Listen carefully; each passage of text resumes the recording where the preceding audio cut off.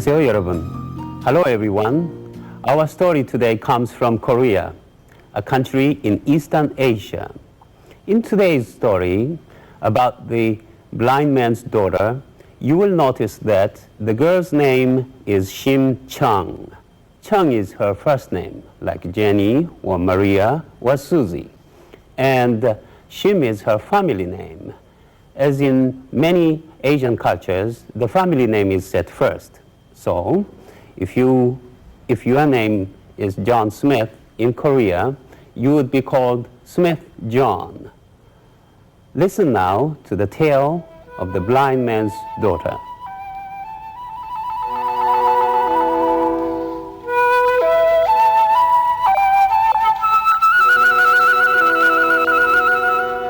"500 years ago, maybe more, there lived in a certain village a girl named Shim Chung. Her mother had died long ago, and now her father was going blind. Shim Chung was very beautiful. Her face was smooth and white. Her hair was shiny and black. She was very good and honest, and she had never been sick. It was as if nothing could harm her. She guided her father when he had to work. But his blindness kept him from work, and little by little, all they owned had to be sold to keep them alive. The old man Shim became a beggar. He felt ashamed that his daughter had to go with him to beg for coins. One day, he went out alone. He tripped and fell into a ditch. He tried to climb out, but he couldn't. Then a strong hand reached out and lifted him up, and a voice spoke to him. "Give me 300 bags of rice for the temple, old man, and in time you shall have your eyes once again." It was the voice of a priest from the temple, and the old man's heart filled with hope. That evening, he told his daughter what had happened. But as he told her, his hope went away, and he got very, very sad. Aigo, there is no way for beggars like us to get so much rice." That night, as Shim Chung drifted off to sleep, she sighed, What to do? "Do as I say," someone answered. In a dream, her dead mother told her how to get the rice and help her father see again. The next morning, Shim Chung awoke early. She dressed in a long gray gown and a big hat. Then she walked to the house of a very rich merchant. Now, this merchant owned many, many boats that brought rice to faraway China. But there was a river dragon who would not let the boats go through. He would spit water and lash the waves with his tail. It was too dangerous for boats to sail. "What must I give you? What must I do so my boats may go through?" said the merchant to the dragon. "You must bring me a beautiful girl," the dragon answered. And so the merchant spread the news far and wide. He would offer 300 bags of rice to the girl who would give herself to the dragon. Shim Chung told the merchant that she wished to offer herself to the dragon. "You do not deserve to die. You are a good daughter, and you are dutiful to your father." But there was no other way for Shim Chung to get the rice, so the bargain was made. The next day, Shim Chung watched the horses carry the bags of rice to the priest's temple. Then she bowed before the tomb of her mother and prayed, "O heavenly spirits, care for my father until he is cured." And she spoke to her neighbors, "O kind neighbors, care for my father until he is cured." Then she set forth to keep her part of the bargain. She wore a beautiful gown of green and red with jewels and golden ribbons in her hair. Her beauty shone brighter than the sun in the eastern sky. Soon they came to the place in the river where the dragon lashed his huge tail. It was time to sacrifice Shimchang to the dragon. The merchant wanted to save her. "Oh, river dragon, do not take this girl." But the river dragon demanded the beautiful girl. So Shimchang said goodbye to the merchant.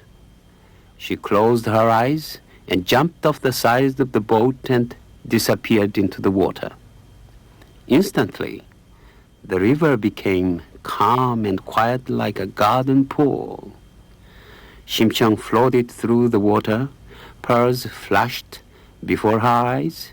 Big rainbow-colored fish danced by, and sea plants tickled her nose as she brushed past them. At last, she arrived at the palace of the dragon. "Kind sir, I am the daughter of the blind beggar, Shim. I am not worthy to come before one so important as you." The river dragon spoke.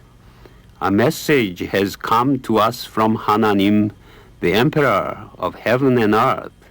You shall be rewarded for your goodness to your blind father." Then sea maidens dressed Shimchang in the finest clothes. They gave her the softest sleeping mats and the richest food. In this life of comfort and ease, Shimchang grew more beautiful than ever. Then one day, the maidens took her to a giant lotus blossom that lay on the river bottom, and they put her right in it. It was so large that it covered her completely. "Goodbye, Shimchang," said the river dragon. "Goodbye," Shimchang answered back. And soon she felt herself rising like a bubble up through the water. When she reached the top, she was floating next to the boat of the rice merchant. But the rice merchant did not see her. All he saw was the blossom.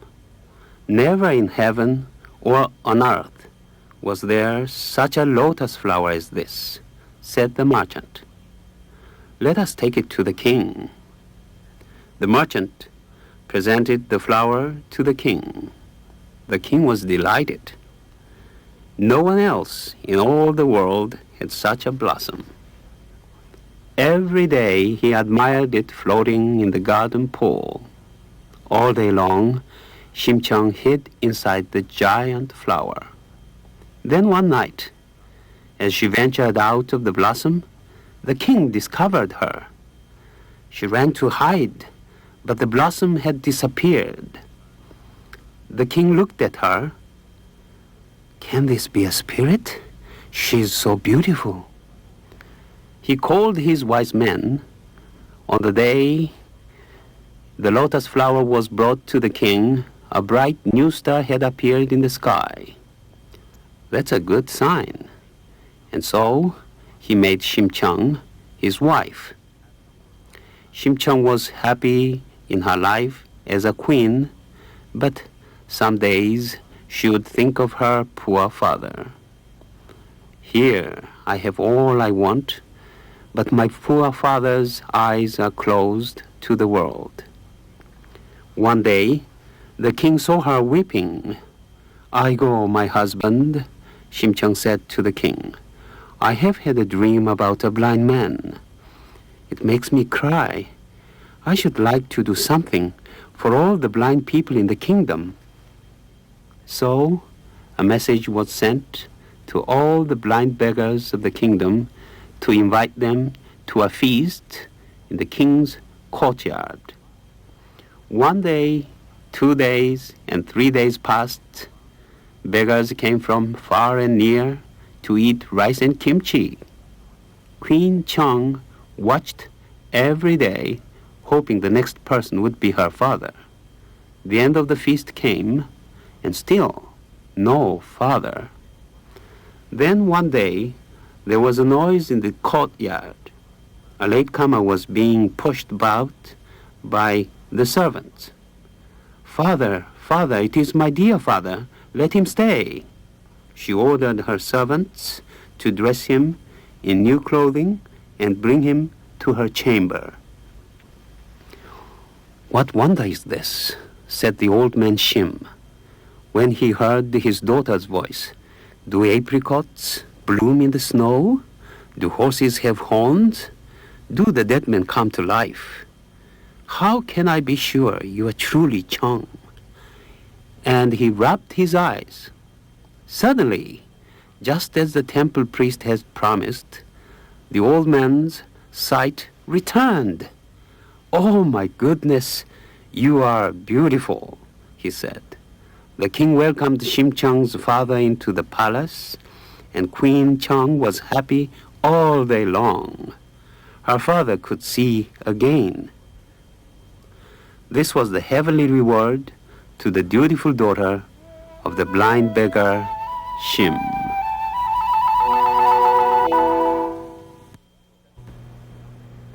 The story of the blind man's daughter, Shim Chang, is just one of the many folk tales from Korea. You can find others in your school or public libraries. Stories such as The Man Who Lived 1,000 Years and A Korean Cinderella, Kongji Patji. Read and enjoy the folk tales from Korea and from all over the world. Share a story with a friend so our tales will never end.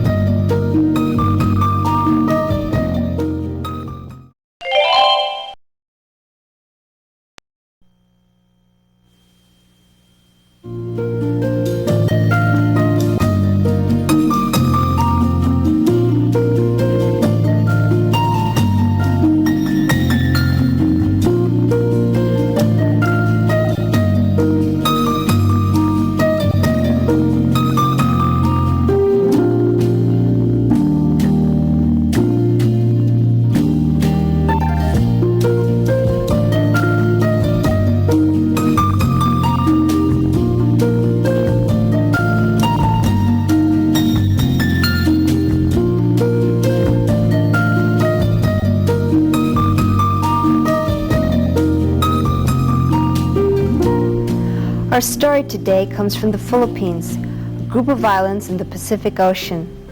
Long ago, the early people of the Philippines made up stories to tell their children. These folk tales were the textbooks of their day. They served to preserve the history and traditions of the people. They told about events that had happened and also tried to explain the interesting things in nature that they saw about them. In a land of volcanoes, earthquakes, and violent storms, there was a lot to try to explain. Mountains erupted, and sometimes the earth shook beneath their feet, and new islands rose unexpectedly from the sea. The people were always surrounded by nature, so they were often puzzled by some of the oddities they saw. What was this fish with no bones or scales and looked like a blob of jelly? What made insects glow in the dark? Where did the eagle come from? And the crocodile? They made up a story for everything. Talking animals are found as characters in folktales everywhere, and as is proper in a tropical country, it is a quick-thinking monkey who is the hero of today's story. Jose and the Crocodile, in its characters, setting, and topic, is a typical Filipino story. This story may be like some stories you have heard before. Tell me if it is. Now, listen to this tale of Jose and the Crocodile. It begins Noong unang panahon,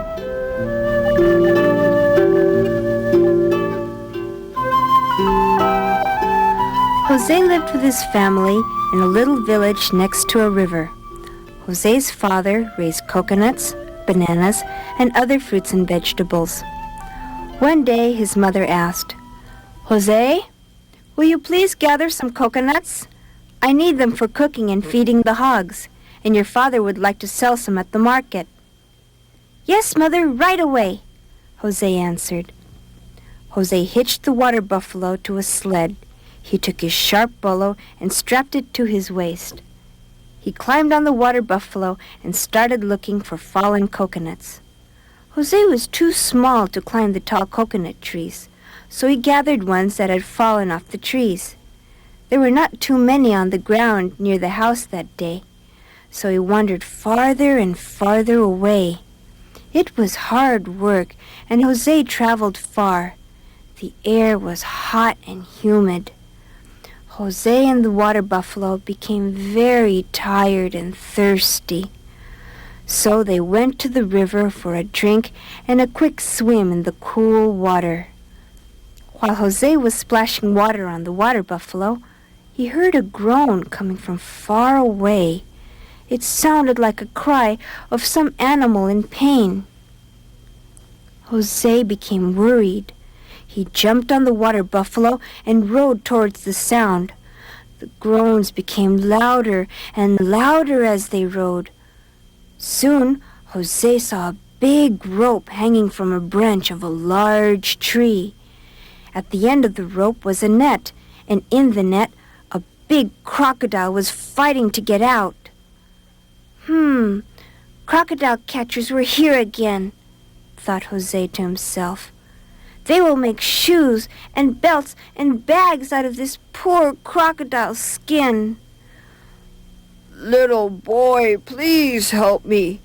I have a wife and children," begged the crocodile with big tears in his eyes. "If you set me free, I will give you a large gold ring," promised the crocodile. Jose felt sorry for the crocodile and decided to help him. Besides, he thought, when I get the gold ring, Father can sell it and we won't have to work as hard anymore. He took his bolo from its wooden sheath and stood on the water buffalo and, after several blows, cut the rope. Jose climbed off the buffalo and cut the net into pieces. The crocodile slid through the net. He was free again. "Now that I have set you free, may I have the gold ring you promised me?" "The beautiful gold ring is in my house down the river. Hop on my back and we will go and get it. Then you will be rich." Jose did just as he was told. Quietly, the crocodile slid down the bank into the river. Jose held tightly to the crocodile's slippery back. "Foolish child, he has no idea that I want to eat him. I'm very hungry, and he will make a tasty meal." As the water got deeper and deeper, Jose asked, "How much farther is your home? Are we close to it now?" The crocodile turned his snout towards Jose and said, "Oh, I just remembered. The ring is in my stomach. I'll have to swallow you so you can get it yourself." As Jose looked at the large teeth in the crocodile's huge mouth, he became frightened. "Oh no, Mr. Crocodile, please don't swallow me. I shall never get out of your stomach alive. Let me go, please let me go. I don't even want your ring anymore." Jose begged and begged. The crocodile decided to play a game with Jose. "All right, my boy. Inasmuch as you helped set me free, I will give you a chance to be free. You must ask the next 3 things that float down the river whether or not I should eat you. If they say no, then I will set you free. But If they say yes, I will eat you up." Jose had no choice. That sounds fair enough. The first thing they saw floating down the river was an upside-down banca, which is a dugout canoe. "Banca, Banca, please help me." "What can I do for you, young man?" asked the banca. "Do you think it is fair for this crocodile to eat me up after I set him free from the trapper's net?" "Well, son, let me tell you. When I was a new banca, my owner was very proud of me. He sailed me up and down the river catching fish. I carried vegetables, rice, chickens, and even his family. But as I grew older, I acquired some leaks. So my owner decided to build another banca and sent me floating down the river. I'm slowly rotting away. People are not very grateful. Why should Mr. Crocodile be grateful? If I were he, I would eat you up." And with that, the banca floated past Jose and the crocodile.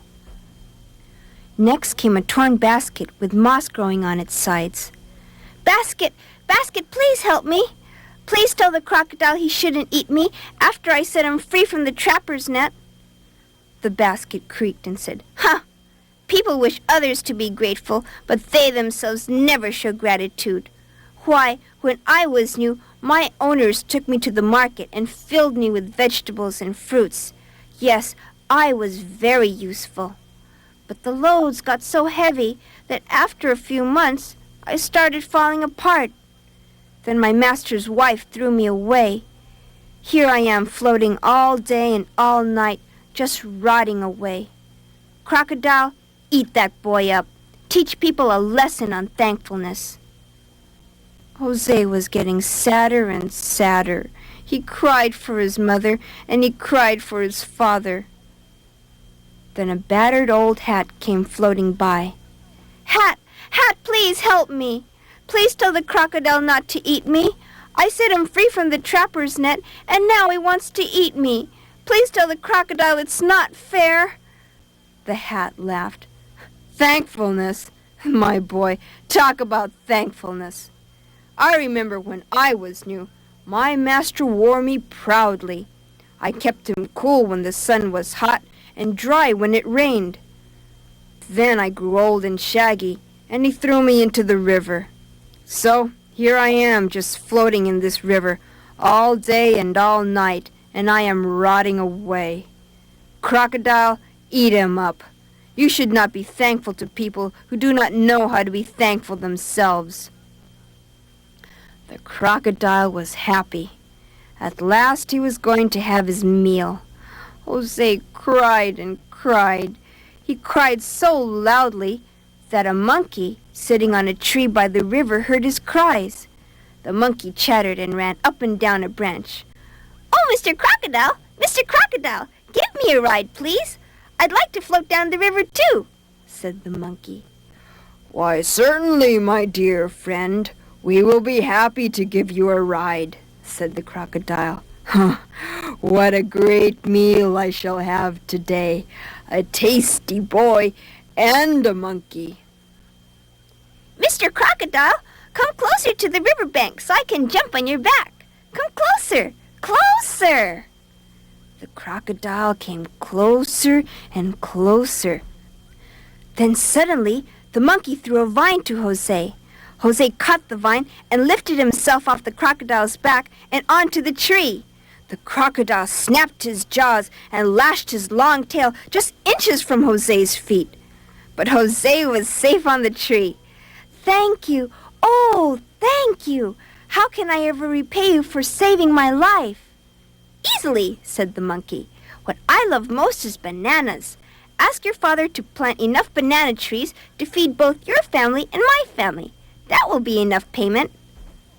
"All right, I will," said Jose. Jose climbed down the tree, and the monkey jumped on his shoulder. Then they both ran to tell the story to Jose's family. And from that day on, Jose and the monkey became very close friends.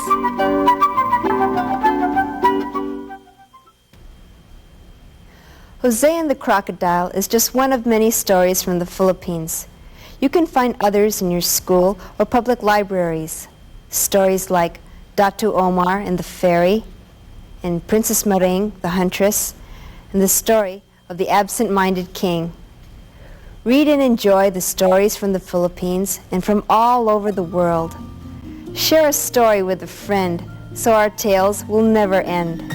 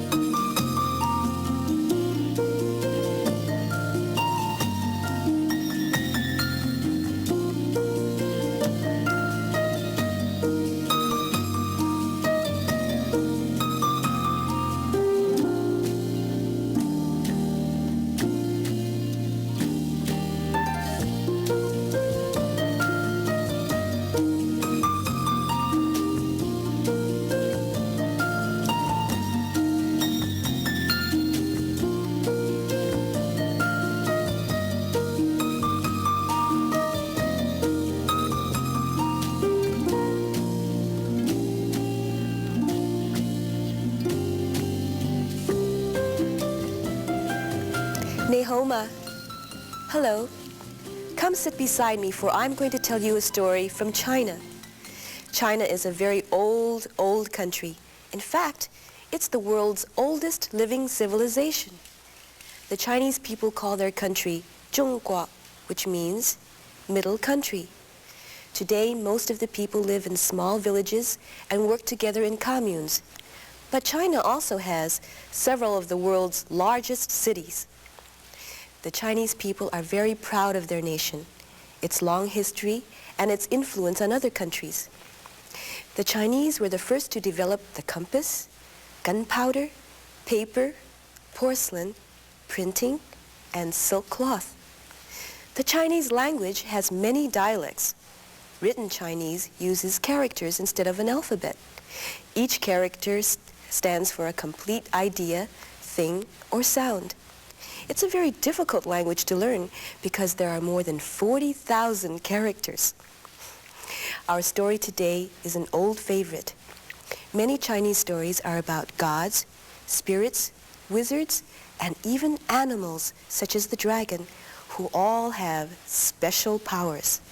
In today's story, a wizard brings happiness to a young village boy named Ma Liang.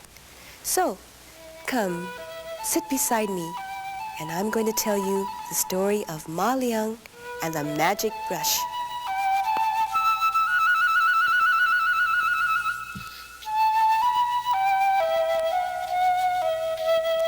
A long time ago, in a small village in China, there lived a poor young peasant boy named Ma Liang. Ma Liang's parents died when he was a small child, so he could not go to school like the other children in the village. Instead, he worked all day, gathering firewood or pulling weeds for the people of the town. Every morning, Ma Liang stopped to watch the children in the schoolyard make pictures with brushes and paint. The schoolmaster showed them how to draw green trees and bluebirds and red roosters. Ma Liang was fascinated by the graceful strokes of their brushes and dreamed of all the beautiful pictures he would paint if he owned a brush. But his chores earned him only enough money for food and clothes, so of course he could not afford to buy brushes and paint. After the painting lesson was over, the children went back inside the schoolhouse, and Ma Liang went slowly back to his chores with a frown on his face and a dream in his heart. One day, as Ma Liang watched the children painting, he timidly approached the schoolmaster. "Excuse me, might I have an old brush so that I too can paint lovely pictures?" "So you think you would like to paint?" cried the schoolmaster. "You are just a poor peasant. Go back to your chores and do not come back into the schoolyard again." Ma Liang was sad, but not discouraged. "Why shouldn't I learn to paint even though I am poor?" he said to himself. I will learn, even if I do not have a brush. I will draw the things I see." At the end of the day, when he finished his chores, Ma Liang looked carefully at everything around him and drew pictures wherever he could. With a stick he drew trees and birds on the soft ground, and with his fingers he drew turtles on the sand. When he went back to his little hut, Ma Liang drew pictures on the walls with a piece of burnt firewood. Long into the night he drew picture after picture. By morning he had covered the walls with drawings of everything he could think of. Ma Liang practiced his drawing every day. Soon the birds he drew looked just like the birds in the trees. The fish he drew looked just like the fish in the river. He became so skillful that the people of his village marveled at his pictures. They would gather around him when he drew his pictures in the dirt. But Ma Liang was still sad that he did not have his own brush. Every night before he went to bed, he closed his eyes and wished for one. One night, in a cloud of smoke and a flash of light, an old wizard appeared. The old man had watched Ma Liang every day as he drew his pictures and made the village people happy. "Ma Liang," he said in a creaky voice, "you have worked very hard, and now you have earned a brush. But use it wisely, for it has great powers." And then, with another cloud of smoke and a flash of light, the old man vanished. The next morning, Ma Liang awoke and thought about his strange dream. He looked down, and in his hands was a golden brush. He blinked to see if he was still dreaming, but the brush was really there. He jumped out of bed and went to the wall of his hut. There he drew a beautiful bird with his new brush. Then, right before his eyes, the bird became real. Ma Liang watched with wonder as the bird flapped its wings and flew off the wall. It flew out of Ma Liang's window to a tree outside, where it sang sweetly for the village people. "That's amazing," thought Ma Liang. Then Ma Liang took his brush and scurried outside to a nearby stream, and on a rock he painted a toad. And just as he finished, the toad jumped off the rock and into the stream with a splash. The young boy stopped and looked again at his wonderful brush. It was magic. Everything he painted became real. Now, instead of gathering firewood and pulling weeds, Ma Liang went from hut to the poor people of his village and asked them, "What is it that you want most of all? I will paint it for you." Some said they needed clothing for their children, so Ma Liang painted clothing. A poor farmer asked for a buffalo to pull his plow. Ma Liang painted him a strong, healthy buffalo. And he painted food for the women to cook. All of the people in the village were very grateful and very happy. It was not long before the emperor heard about this young artist who was spreading good fortune throughout the village. But the emperor was a mean and greedy man. All he wanted was more and more gold for his kingdom. He wanted Ma Liang's brush for the wealth it could bring him. "Bring me the boy, Ma Liang," he commanded, "so that I might have the magic brush." So the emperor's soldiers marched to the small village to find Ma Liang. They told him of the emperor's wishes, but Ma Liang did not want to go. So the soldiers arrested Ma Liang and carried him back to the emperor's castle. Ma Liang was brought before the emperor. "So, you're the boy who paints pictures for the village people. If this is so, paint me a golden dragon," demanded the emperor. Ma Liang pretended he did not understand. He went to the wall, and instead of painting a golden dragon, he painted a green frog that leaped off the wall and landed right in the emperor's bowl of rice. Then the emperor ordered Ma Liang to paint him a bar of gold. Instead, Ma Liang drew a large yellow serpent. It attacked the emperor and had to be killed by the soldiers. The emperor was furious and grabbed the magic brush. He ordered Ma Liang thrown into the dungeon. Then the emperor called for the court painter. He handed him Ma Liang's brush and said, "Paint me a great tree with leaves of gold coins that will fall like rain when I shake the branches. Do it at once." The court painter did as he was told. When he finished, there was a beautiful picture of a tree on the wall with many gold coins on its branches. But when the emperor rushed to the tree to shake the branches, he ran right into the wall and bumped his head on it. The tree was not real. It was only a picture.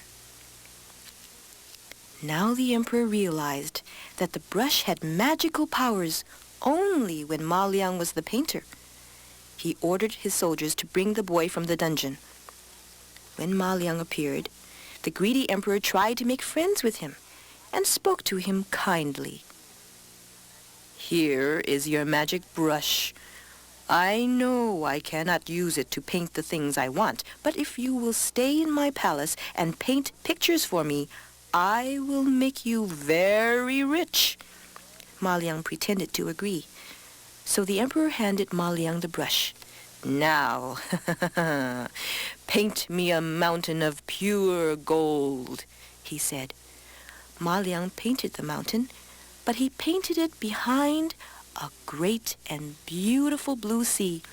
"Beautiful, beautiful," cried the emperor. "Now paint me a ship so that I can sail to my mountain and bring back the gold."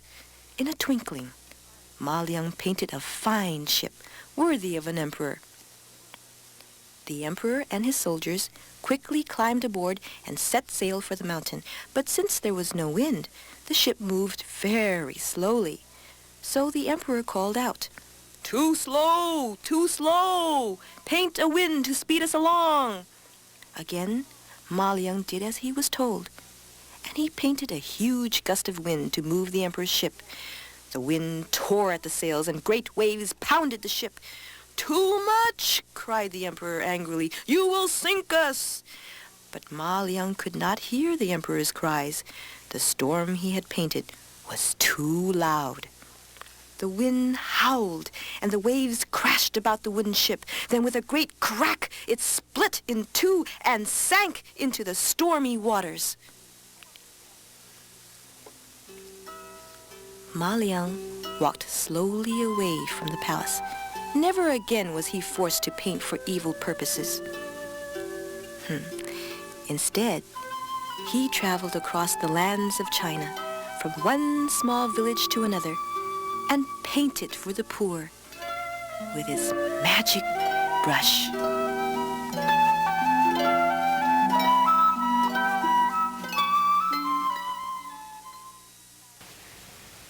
China has more than 3,000 years of recorded history, and its myths, legends, folktales, and proverbs date from ancient times.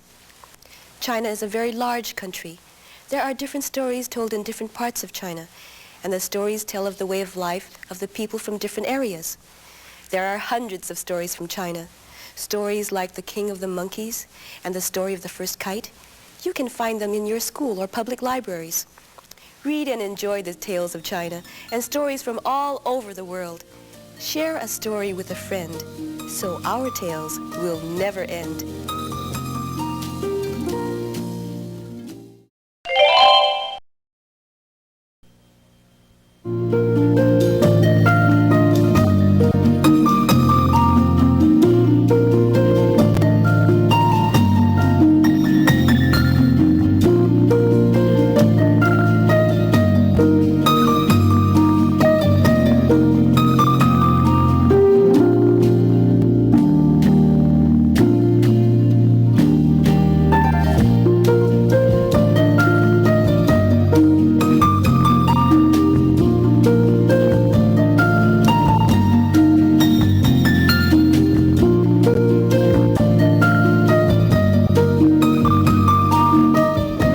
Urashima Taro is one of Japan's oldest and most treasured folk tales. The story has been passed from one generation to another and is still an old favorite. Today, the Japanese people try to combine the best of Western and Japanese ways of life. They eat both Japanese and Western foods, read both Japanese and Western books, and wear both Japanese and Western clothes. The people love beauty, and many take vacation trips to admire the beautiful trees and flowers of their country. They often travel in large groups, and sometimes a whole school class takes an overnight trip. Japanese children go to school and study many of the same subjects as students in the United States, but more time is spent on reading and writing because the language is so difficult. The Japanese borrowed the Chinese system of writing as well as many Chinese words. The writing includes symbols, which were once picture words. Long ago, when Japanese children asked questions, many times the elders would tell a story to explain the answer. The children often asked about the life of a prince or a princess. When they asked why they too could not live like royalty, their parents answered by telling them the story of Urashima Taro. And they began by saying, "Mukashi, Mukashi."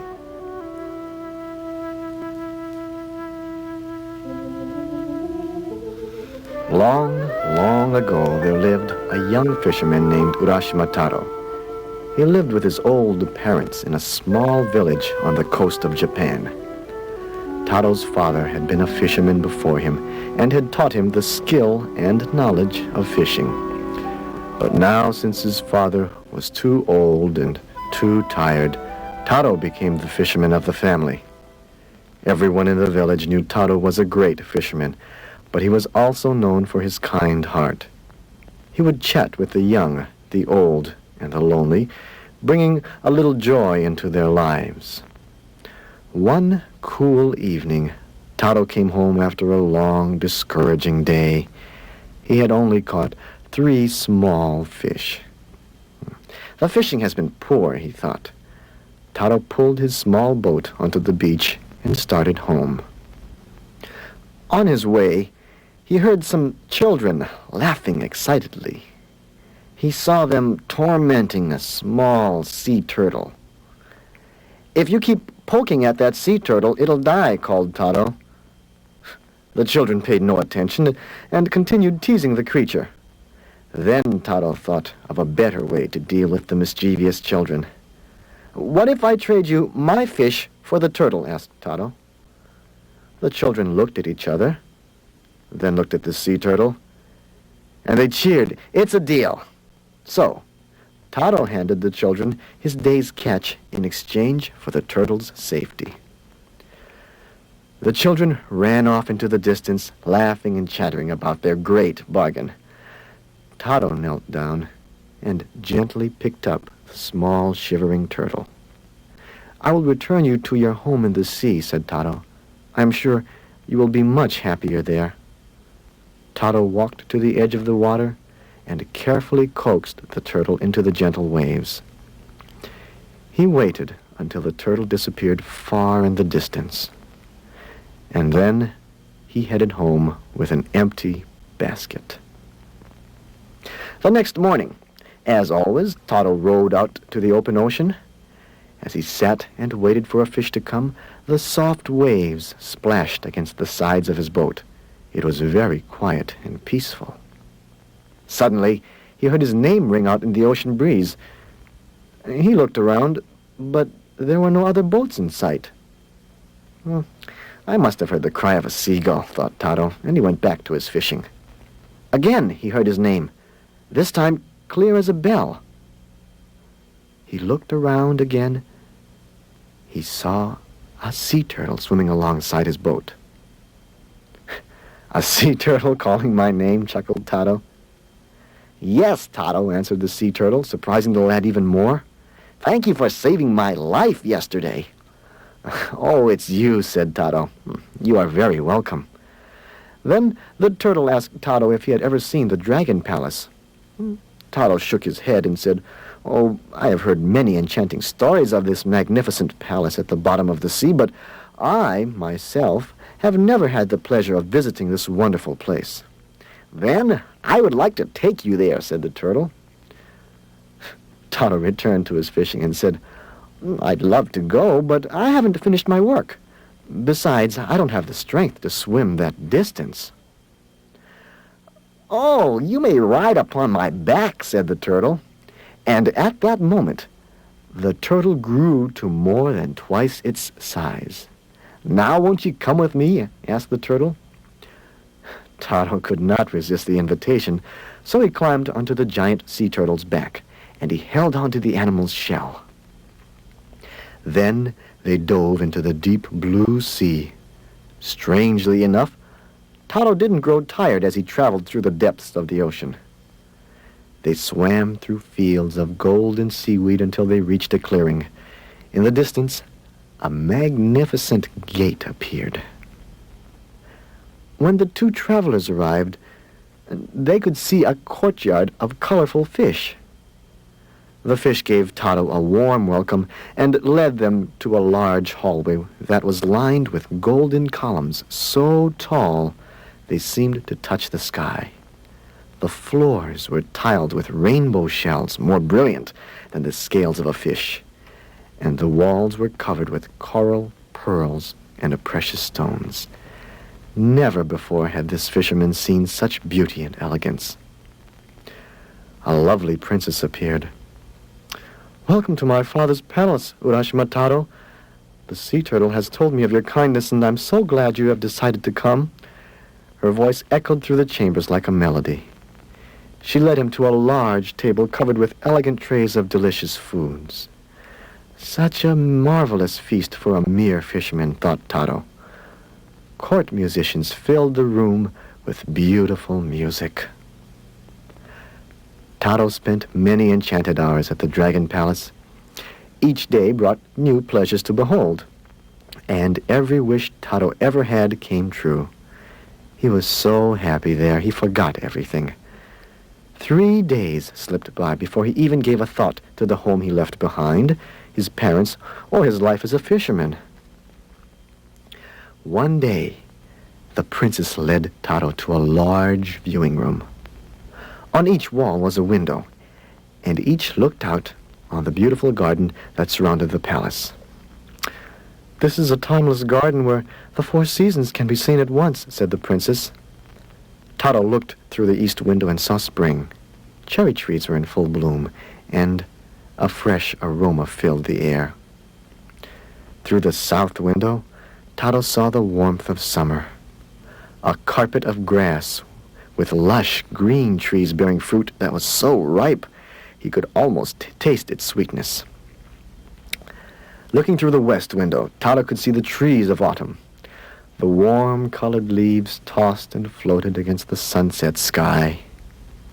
Then a cold wind blew into the room, and Taro turned toward the north window. His heart fell, for the cold winter scene reminded him of his own village. A chill ran down his back, for now he realized how much he missed his life as a fisherman. He slowly turned to the princess and explained that his parents must be worried, and it was time to go home. The princess began to weep and begged Taro to stay, but Taro shook his head in sorrow, for he knew he had already stayed much too long. The princess handed him a shiny black lacquered box tied with a red silk cord. "Taro, you must take this box as a token, but please never open it, for it contains something very precious." Taro promised never to open the box and waved farewell as he left the palace. The turtle carried Taro back through the sea to the shore of his village. Taro walked slowly along the same shore he had walked many times before, but something seemed different. The hills and shore were the same, but there were many new houses he had never seen before. He walked towards his home, but in its place he found a strange new house. He ran to an old man who was sitting nearby and asked him, "Oji-san, what happened to the house of Urashima?" "Ah, you must be a stranger," said the old man. "My grandfather told me the legend of the young Urashima boy who was swallowed by the sea. But that was hundreds of years ago." "That cannot be possible. I am Urashima Taro." The old man looked at Taro in bewilderment. He shook his head, for he was too old and too tired to argue about such nonsense. Confused and frightened, Taro ran to the shore, for that was the only thing that did not change. He was comforted by the lonesome pounding of the surf. Perhaps the sea turtle will return, Taro thought. He waited and waited, but the turtle did not appear. There's no hope. Then he remembered the black box. Perhaps this will take me back to the palace. Although he had promised not to open it, he slowly untied the red silk cord and carefully lifted the lid. A strange cloud of mist drifted out and brushed against Taro's face, then floated away into the sea breeze. Bewildered, Taro looked into the empty box. Suddenly his face grew wrinkled. His dark black hair turned snowy white. His youthful body grew old. Now Taro understood. The box had contained his youth. Moments ago, Taro was a strong young man, but now he sat alone on the beach, a very old, old man.